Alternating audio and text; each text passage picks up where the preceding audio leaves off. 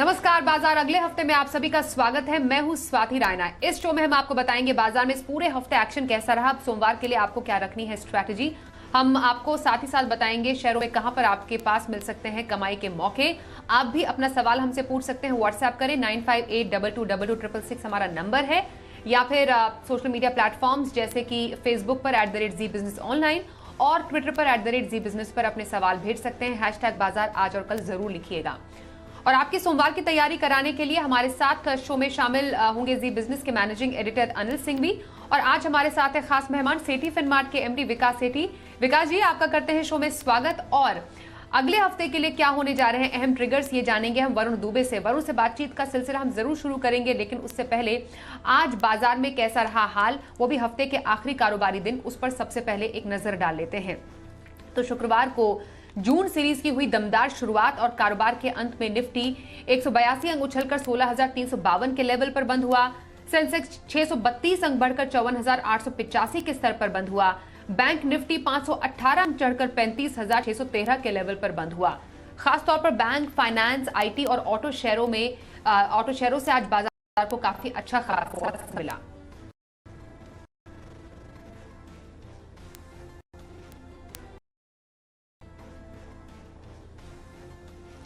तो आइए अब सीधे रुक कर लेते हैं जी बिजनेस के मैनेजिंग एडिटर अनिल सिंघवी का, जिनसे समझते हैं कि हफ्ते के आखिरी कारोबारी दिन बाजार में आई इस तेजी की वजह। हफ्ते के आखिरी दिन और जून सीरीज की शुरुआत के पहले दिन भारतीय बाजारों ने दिखाया जबरदस्त जोश, एक्शन और दम, और ये आता दिखा काफ़ी कुछ अमेरिकी बाजारों से। कल देर रात अमेरिकी बाजारों में भरपूर तेजी होती दिखी और हमारे यहाँ एक्सपायरी का दबाव खत्म होने के बाद और कल की शॉर्ट कवरिंग और अच्छी रिकवरी के बाद बाजारों में आज जोश फिर से बना। गैप के साथ खुले और खुल के फिर पीछे मुड़कर नहीं दिखा। आज का सेशन ज़्यादा बेहतर था, जहां उतार चढ़ाव कम था और धीमे धीमे बाजार मजबूती बनाते हुए दिखे। एक बार 16,300 के पार निकलकर टिके तो 16,400 के बेहद करीब पहुंचे। थोड़ी प्रॉफिट बुकिंग आई, लेकिन उसके बाद 16,300 के लेवल को बिल्कुल तोड़ा नहीं और 9 मई के बाद की ये सबसे हाईएस्ट क्लोजिंग मिली है, जो कि 16,350 की है। तो यानी कि 2 हफ्तों के ऊपरी स्तरों पर जाकर रेंज के ऊपर बंद होने की कोशिश निफ्टी ने की है। बैंक निफ्टी तो कल ही संकेत दे चुका था कि मुझे तेज दौड़ लगानी, जब 35,000 के ऊपर बंद हुआ, और आज की क्लोजिंग तो 35,600 के नज़दीक होती हुई दिखी, यानी कि और भी बेहतर 35,500 के ऊपर बंद होता हुआ दिखा। लेकिन आज के सेशन में एक और अच्छी बात थी, आज कई सारे कैश मार्केट के स्टॉक्स 10 से 20% तक की तेज दौड़ लगाते हुए दिखे। तो पहली बार ढंग ढंग का जोश और खरीदारी ब्रॉडर मार्केट में आती हुई नजर आई, यानी कि थोड़ा रिस्क लेने की ताकत ट्रेडर्स की बढ़ रही है और लोग ये समझ रहे हैं कि शायद हो सकता है बुरा वक्त निकल चुका है। इसके पीछे काफ़ी कुछ योगदान, एक अमेरिकी बाजारों का है जो लगातार 5 दिन से ऊपर बंद हुए, दूसरा एफआईएस की बिकवाली का प्रेशर कम होता हुआ दिखा है, तीसरा हमारे यहाँ कल मंथली एक्सपायरी के बाद थोड़े बाजार हल्के होकर कमज़ोर ट्रेडर्स की साफ सफाई और मजबूत खरीदारी के संकेत। ये सारे फैक्टर्स ऐसे हैं जिन्होंने बाजार में आज जोश भरा और दिन की ऊंचाइयों पर ही नहीं बल्कि हफ्ते के हाईएस्ट लेवल के आसपास जाकर बाजार आज बंद होने में कामयाब रहे। और एफआईआईज और डीआईआईज की आंकड़े भी हम देख लेते हैं जरा। एफआईआईज यानी विदेशी संस्थागत निवेशकों ने कैश मार्केट में की है करीब 1,943 करोड़ रुपए की बिकवाली, तो वहीं डीआईआईज यानी घरेलू संस्थागत निवेशकों ने करीब 2,727 करोड़ रुपए की खरीदारी की है। आइए अब रुक कर लेते हैं सेठी फिनमार्ट के एमडी विकास सेठी का। विकास जी, बहुत स्वागत करते हैं आपका शो में। चलिए, कम से कम जून सीरीज की शानदार शुरुआत हुई और हफ्ते का शानदार अंत भी बाजार ने किया है। यही मोमेंटम एक्सपेक्ट करें आगे आने वाले दिनों के लिए? क्या स्ट्रैटेजी रखने की सलाह देंगे? बिल्कुल स्वाति, देखिए पिछले 2 दिनों में बहुत ही शानदार दमदार तेजी बाजार में आई है। हम कहा तो कल सुबह 15,950 के आसपास ट्रेड कर रहे थे और आज वहां से 400 पॉइंट की दूरी निफ्टी ने तय करी और हम 16,350 के लेवल पे आज बंद हुए। तो और इसका कारण जैसा अनिल जी भी बता रहे थे, एक तो एफआईआईज की जो बिकवाली है वो थोड़ी कम हुई है और उनके कंपैरिजन में डीआईआईज ने थोड़ी ज़्यादा खरीदारी करी है, तो उसका एक फ़ायदा फिर सीरीज जो एफ&ओ एक्सपायरी हुई उसके कारण से हम काफ़ी हल्के हो गए, तो उसका भी था। और बाकी एक इतने दिनों की भारी गिरावट के बाद इस तरह की बाउंस बैक आना स्वाभाविक था और मुझे लगता है आने वाला वीक भी अच्छा होना चाहिए, अनलेस अदरवाइज की यूएस से कुछ खराब न्यूज़ आते हैं। हालांकि यूएस में आज कारोबार होगा, मंडे को वहाँ पे मेमोरियल डे की छुट्टी है, बट मुझे लगता है हमारे बाजार में जो अभी एक मोमेंटम पकड़ा है और 16,352 के आसपास हम आज बंद हुए हैं, मुझे लगता है यहाँ से अपसाइड जारी रहनी चाहिए। तो I would maintain hold at least और बाकी अगर कोई इंट्राडे दे पाता है या कुछ करेक्शन आता है हल्का फुल्का, तो वहाँ पे खरीदारी करने की भी अपॉर्चुनिटी ढूंढनी चाहिए। ओके विकास जी, तो हफ्ते भर का नजरिया किसी को रखना हो ऐसे बाजार में तो पोजिशनल व्यू कहां पर रखने की सलाह देंगे आप? और साथ ही हम आपसे लॉन्ग टर्म स्ट्रैटेजी के लिए भी आपकी पसंद जानना चाहते हैं। बिल्कुल स्वाति, अगर किसी का पोजिशनल व्यू है तो मुझे लगता है करंट लेवल्स पे फीएम इंडस्ट्रीज नामक एक कंपनी है, auto engineering company, auto components बनाती है, जो आज 921 के लेवल पे स्टॉक बंद हुआ है। बहुत ही दमदार कंपनी है, इसमें खरीदारी करने की सलाह है। ये कंपनी बहुत ही शानदार कंपनी है, मार्की क्लाइंट लिस्ट है, जैसे होंडा को कैटर करती है, टीवीएस मोटर को कैटर करती है, और हाल ही में जो ओला ने अपने इलेक्ट्रिक टू व्हीलर्स लॉन्च करे, तो उसके बाद ओला ने भी अपने कई सारे इलेक्ट्रिक व्हीकल के जो कंपोनेंट है उसके लिए इस कंपनी को एक्सक्लूसिव करार किया है इसके साथ, तो उसका भी बड़ा फायदा होना। और वैसे भी हम देख रहे हैं ऑटो सेक्टर अच्छा कर रहा है, जब से पेट्रोल डीजल के दाम कम हुए हैं, फिर स्टील के प्राइसेस कम होने की वजह से भी इनकी जो कॉस्ट ऑफ रॉ मटेरियल है वो भी कम हो जाएगी। तो मुझे लगता है एक बहुत ही अच्छी क्वालिटी का स्टॉक है। इसके ईयरली हाइज देखेंगे तो अराउंड 1350-1400 के हाइज थे, तो वहाँ से अच्छा खासा करेक्ट होकर इन लेवल्स पे ट्रेड करता है। तो पोजिशनली इस पर खरीदारी करने की सलाह है, और मेरा टारगेट है इसमें 960 रुपये का, स्टॉप लॉस रखना है 900 रुपये का। और जहाँ तक मेरी लॉन्ग टर्म पिक का सवाल है, एक बहुत ही दमदार स्टॉक है लेटेंट व्यू एनालिटिक्स। ये company data engineering, digital solutions और डेटा और एनालिटिक्स कंसल्टिंग के कारोबार में है। ये टेक्नोलॉजी, फिर आपके रिटेल और बीएफएसआई सेक्टर को कैटर करती है।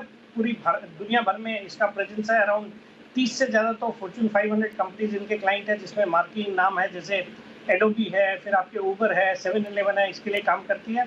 सॉलिड मैनेजमेंट टीम है। इसका आईपीओ आया था पिछले साल नवंबर में, बहुत ही दमदार रिस्पांस मिला। आज तक का हिस्ट्री का सबसे ज़्यादा सब्सक्राइब होने वाला आईपीओ था। 197 के लेवल पे आईपीओ आया हुआ है। उसके बाद स्टॉक ने दमदार एक बहुत ही अच्छा सफर तय किया, 754 के हाइज लगाए। अब ये 391 के लेवल पे ट्रेड करता है। फंडामेंटली एक सॉलिड कंपनी है, और हर एक कई सारे टॉप क्वालिटी म्यूचुअल फंड इसमें स्टेक ओन करते हैं। प्रोमोटर्स की अच्छी खासी हिस्सेदारी है, अच्छे रिटर्न रेशियोज है। तो इस स्टॉक को लॉन्ग टर्म के लिए खरीदारी करने की सलाह है। मेरा इसमें 9 से 12 महीने का टारगेट है 500 रुपये।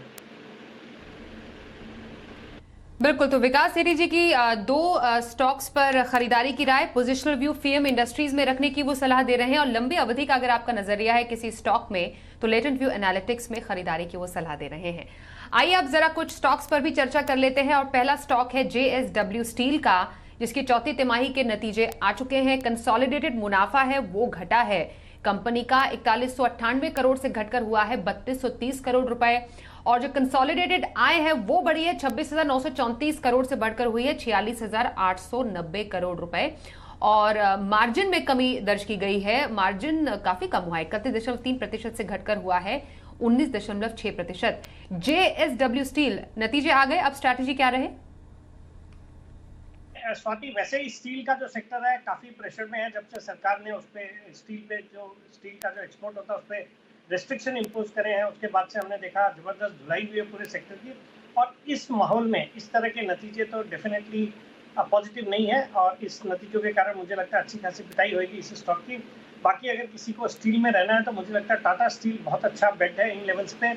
एक तो स्टॉक स्प्लिट भी अनाउंस कर रखा है टाटा स्टील ने, और बाकी नतीजे भी दमदार थे, तो I would prefer Tata steel to be bought at these levels compared to JSW Steel.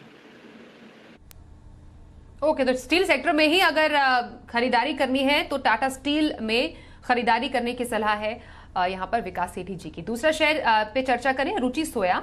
नतीजे आए, चौथी तिमाही में मुनाफा बढ़ा है, 234.43 करोड़ रुपए हुआ है। कंपनी ने तो आज 5 रुपए प्रति शेयर डिविडेंड का भी ऐलान किया है। रुचि सोया पर क्या स्ट्रैटेजी रहे? देखिए, इस स्टॉक पे मैं बुलिश हूँ। मैंने निचले लेवल्स पे हाल ही में भी रेकमेंड किया है दूसरे सेगमेंट्स में, और वहाँ से इस स्टॉक ने बाजार की कमजोरी के बावजूद अच्छा परफॉर्म किया है। और हाल ही में जो खबरें आई थी कि जो पतंजलि फूड्स का जो फूड का कारोबार है वो इसमें ट्रांसफर करेंगे, और वो भी 1 टाइम एबिटा के लेवल पे, जो कि वैल्यूएशन के लिहाज से बहुत ही सस्ता है। तो ऑल इन ऑल एक अच्छा स्टॉक, अच्छी खबरें। फिर इन्होंने कंपनी की बैलेंस शीट को भी ठीक किया, हाल ही में कर्ज को भी चुकता किया, जो SBI का करीबन 3000 करोड़ का कर्ज था। बाकी एक FMCG कंपनी बनने के बाद रीरेटिंग होनी चाहिए। तो हम बुलिश ऑन द स्टॉक, और यहाँ पे होल्ड करने की सलाह, और कोई भी गिरावट में खरीदारी करने की सलाह।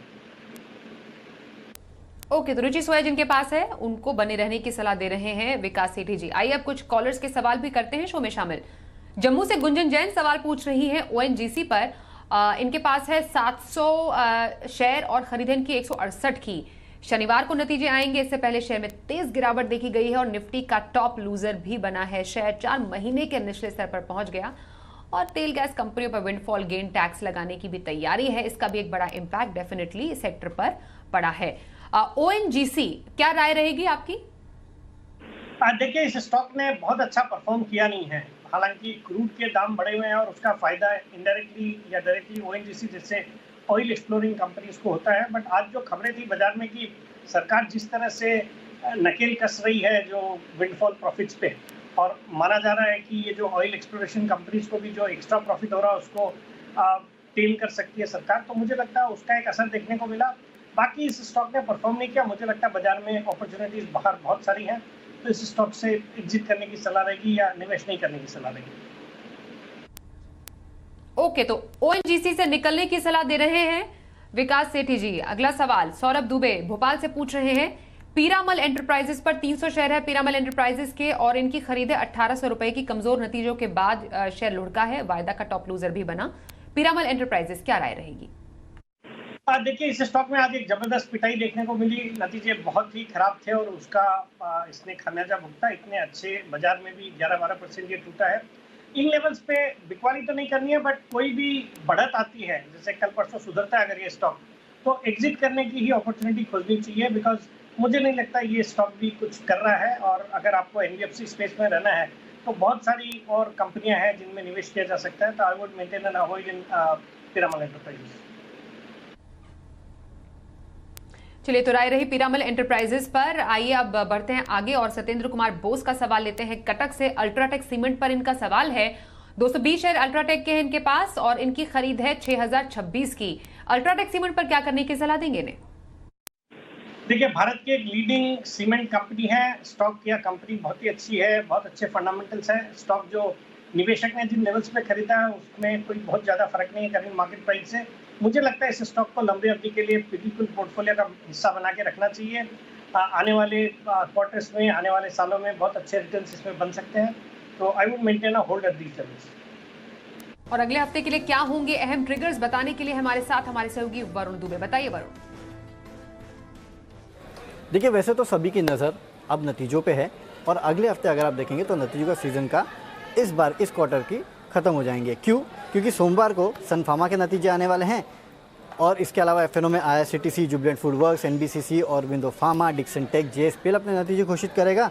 और साथ ही साथ एलआईसी यहाँ पे नज़र रखेगा। हाल ही की लिस्टेड कंपनियों सभी की इस पे नज़र है और ये भी अपने नतीजे घोषित करने वाली है। इसके अलावा एथॉस लिमिटेड जो कि इसकी लिस्टिंग होने वाली है, अभी अभी आईपीओ आया था, सब्सक्रिप्शन 1.04 टाइम्स के आसपास आया था, तो देखना होगा किस तरह की लिस्टिंग होती है। और हाँ, यूएस के मार्केट जो है वो सोमवार को बंद रहेंगे। इनफैक्ट सोमवार वो दिन है जब नतीजों के सीज़न के आखिरी दिग्गज कंपनियों के नतीजे आने वाले हैं, क्योंकि मंगलवार को अगर आप देखेंगे तो कैश की इक्का दुक्का कंपनी पीटीसी इंडिया जो है वो अपने नतीजे घोषित करेगी। वही एथर इंडस्ट्रीज जिसका आईपीओ अभी खुला था उसका अलॉटमेंट होने वाला है, तो देखिएगा अपने अकाउंट में कि आपको शेयर्स मिलते हैं कि नहीं। काफ़ी सारी दिग्गज कंपनियां हैं जिनकी डिविडेंड की एक्स डेट है। HDFC limited, HDFC life, Infosys, ये तीनों कंपनियों के डिविडेंड की एक्स डेट है, तो इसमें एडजस्टमेंट आपको देखने मिलेगा। वहीं अगर स्टील पीएलआई स्कीम के तहत किसी कंपनी को आवेदन देना है तो इसकी आखिरी तारीख है 31 मई, तो यहाँ पे भी नज़र रखेगा। वहीं भारत का जीडीपी का नंबर आने वाला है Q4 का। इसके अलावा चाइना, जापान, यूरोप, काफ़ी सारे इंपॉर्टेंट इकोनॉमिक नंबर्स आने वाले हैं, वहाँ पे आप नज़र रखिएगा। 1 तारीख यानी कि 1 जून ई मुद्रा की लिस्टिंग होने वाली है। अच्छा खासा ठीक ठाक सब्सक्रिप्शन मिला था, करीब 0.67 टाइम्स के आसपास का, तो देखना होगा किस तरह की लिस्टिंग होती है। वहीं ग्लोबली काफ़ी सारे इवेंट्स है, जैसे कि यूरोप में मैन्युफैक्चरिंग PMI आने वाला है, कनाडा में इंटरेस्ट एडिशन का आएगा, तो इस सब पे आपकी नज़र होनी चाहिए। वहीं 2 जून को देखेंगे तो जाइडस लाइफ साइंसेस बायबैक जो करने वाला है एक कंपनी 650 के भाव पे, उसकी रिकॉर्ड डेट है, तो यहाँ पे आपकी नज़र होनी चाहिए। और ग्लोबली अगर आप देखेंगे तो ओपेक की बैठक है, तो देखना होगा इसका कच्चे तेल पे किस तरह का असर होता है। यूके के मार्केट जो है उस दिन बंद रहने वाले हैं। आखिरी में 3 जून यानी कि फ्राइडे को अगर आप देखेंगे तो एथर इंडस्ट्रीज़ की लिस्टिंग होने वाली है, तो यहाँ देखते हैं किस तरह की लिस्टिंग होती है। एक्स डेट है टोरेंट फार्मा की, जो इन्होंने डिविडेंड और स्पेशल डिविडेंड दिया था कुल मिला के 23 रुपये का, उसकी एक्स डेट है। और असाई सोंगवांग कलर्स बायबैक जो करने वाले हैं ये 400 रुपये प्रति शेयर के भाव पे, उसकी भी यहाँ पे एक्स डेट है। वहीं काफ़ी सारे ग्लोबल इवेंट्स भी है, जैसे यूएस में जॉब्स डेटा आने वाला है, छुट्टियाँ हैं यूके और साथ ही साथ चाइना में, तो ये भी कुछ इंपॉर्टेंट इवेंट्स है जहाँ पे आपको नज़र रखनी है। तो काफ़ी सारे इवेंट्स है अगले हफ्ते जिस पे आपको नज़र रखनी है।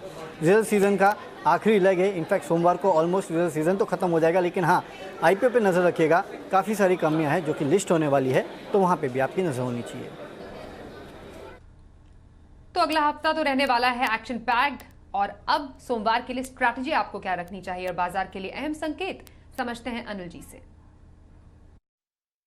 आज रात लगातार छठे दिन अमेरिकी बाजार मजबूत रहेंगे, ऐसा अनुमान डाउ फ्यूचर्स का था 3:30 बजे नैस्डैक फ्यूचर्स का, जब 80 अंक ऊपर दोनों ही ये फ्यूचर्स ट्रेड करते हुए दिख रहे थे। यानी कि उतार चढ़ाव के बीच अमेरिकी फ्यूचर्स मजबूत थे। हो सकता है लगातार 6 दिन बढ़कर आए। तो देखते हैं आज अमेरिका में किस तरह का माहौल दिखता है, लेकिन उससे ज़्यादा अहमियत वाला माहौल होगा हमारे अपने डेटा का। सीरीज़ के पहले दिन ट्रेडर्स जोश में आकर खरीदते हुए दिखें, या फिर एफआईज की तरफ से भी जो बिकवाली का प्रेशर कम होने के संकेत मिले हैं हमें सीरीज़ के आखिरी में, वो आगे बढ़ता हुआ दिखता है। तो वो डेटा काम का होगा हमारे लिए। लेकिन ओवरऑल ये कह सकते हैं कि आज की जो मजबूत क्लोजिंग मिली है वो बाजार में आपको आगे बढ़ने के लिए मदद करेगी। अब कल के लिए जो सपोर्ट होगा, सोमवार के लिए जो सपोर्ट निफ्टी पर दिखेगा वो होगा 16,175 से 16,250 की रेंज मजबूत सपोर्ट का काम करेगी। और एक बार 16,425 को पार करके निकले बाजार तो 16,500 से 16,600 तक के लेवल्स आपको निफ्टी में जल्दी ही अगले हफ्ते आते हुए दिख सकते हैं। बैंक निफ्टी तो अपनी धुन में मजबूती के साथ 35,500 के ऊपर बंद होता हुआ दिखा है। तो बैंक निफ्टी के लिए अब जो मजबूत सपोर्ट होगा सोमवार के लिए वो 35,100 की रेंज में होगा, और एक बार 36,000 को पार करने के बाद बैंक निफ्टी में तेजी और बनेगी। अदरवाइज 35,950 के आसपास का लेवल है जहां तक जाने की कोशिश बैंक निफ्टी की हो सकती है। ब्रॉडर मार्केट में खरीदारी लौटती हुई दिखिए, और अगर ग्लोबल मूड माहौल ठीक रहा, कच्चा तेल कोई $120 के ऊपर ना निकल जाए या फिर कोई खराब खबर ना आ जाए, तो हो सकता है हमारे बाजार फिर और मजबूती दिखाने की कोशिश कर सकते हैं, और फिर कैश मार्केट के स्टॉक्स में खरीदारी और अगले हफ्ते से बढ़ती हुई नजर आ सकती है। आइए अब सोमवार के लिए ऑप्शन स्ट्रैटेजी भी समझ लेते हैं। हमारे साथ है मोतीलाल ओसवाल के चंदन तापड़िया। चंदन जी, बहुत स्वागत करते हैं आपका शो में। सोमवार के लिए ऑप्शन स्ट्रैटेजी कहां रखी जा सकती है? बिल्कुल, नमस्कार। देखें, बाजार में अच्छी रिकवरी देखने को मिली और मेनली बैंकिंग काउंटर अच्छा मूवमेंट दिखा रहे हैं। तो यहाँ पे 2 ट्रेड रहेंगे, दोनों बाई साइड में रहेंगे। एक एचडीएफसी बैंक पे रहेगा जहाँ पे पिछले लगभग 15-16 दिनों का कंसोलिडेशन ब्रेकआउट हुआ है। उसने 1350 के जोन पे अच्छा सपोर्ट लिया है, तो यहाँ पे लगभग 1450-1480 तक का मूवमेंट बन सकता है। 1420 का एचडीएफसी बैंक का कॉल लेने की सलाह रहेगी। 28 रुपये के आसपास बंद हुआ है, 18 का स्टॉप लॉस होगा, 43 रुपये तक के टारगेट यहाँ पे बनने चाहिए। वहीं दूसरा ट्रेड रहेगा हीरो मोटो काफी अच्छा स्ट्रेंथ है और सारे के सारे ऑटो काउंटर यहाँ पे मोमेंटम में है। तो हीरो मोटो में कहीं ना कहीं ऊपर में लगभग 2820 तक की अपसाइड बनी चाहिए। तो 2760 का कॉल लेने की सलाह रहेगी, जो 80 के आसपास बंद हुआ है। 60 रुपये का सपोर्ट रहेगा, 120 तक के टारगेट यहाँ पे लगाया जा सकता है। बहुत धन्यवाद चंदन जी आपकी ऑप्शन स्ट्रैटेजी बताने के लिए। और विकास जी, सोमवार के लिए किसी को ट्रेड लेना हो तो इंट्राडे पिक कौन सी आपकी तरफ से? बिल्कुल स्वाति, सोमवार के लिए अगर खरीदारी करनी है तो मेरी राय में पूनावाला फिनकॉर्प को खरीदना चाहिए, जो कि आज 245 पे बंद हुआ है। एक बहुत ही दमदार एनबीएफसी है और हमने देखा पिछले कुछ दिनों से एनबीएफसीज और बैंक्स में एक अच्छी तेजी चल रही है। इसके इस तिमाही के नतीजे बहुत ही शानदार थे और ये कंपनी आजकल आधारित पूनावाला की पहले मैग्मा फिनकॉर्प के नाम चल रही थी और ये बिल्कुल एक चेंज हो गई है। कंपनी रिटेल पे फोकस है, जहाँ पे है फिर अच्छे प्रोमोटर वो भी काफी कम हो गया है। हम बुलिश ऑन दिस स्टॉक और अपने अच्छे खासे हाई से इसके 350 के आसपास के वहां से करेक्ट हुआ स्टॉक। मुझे लगता है इन लेवल्स पे खरीदे। मेरा इसमें सोमवार का टारगेट रहेगा 255 रुपए का, स्टॉप लॉस रखना है 240 रुपए। पूनावाला फिनकॉर्प इंट्राडे कॉल विकास सेठी जी की तरफ से बहुत धन्यवाद करेंगे सर, आप हमारे साथ शो में शामिल हुए। आज के इस शो में बस इतना ही, रुकेंगे एक ब्रेक के लिए। बने रहिए हमारे साथ, देखते रहिए जी बिजनेस।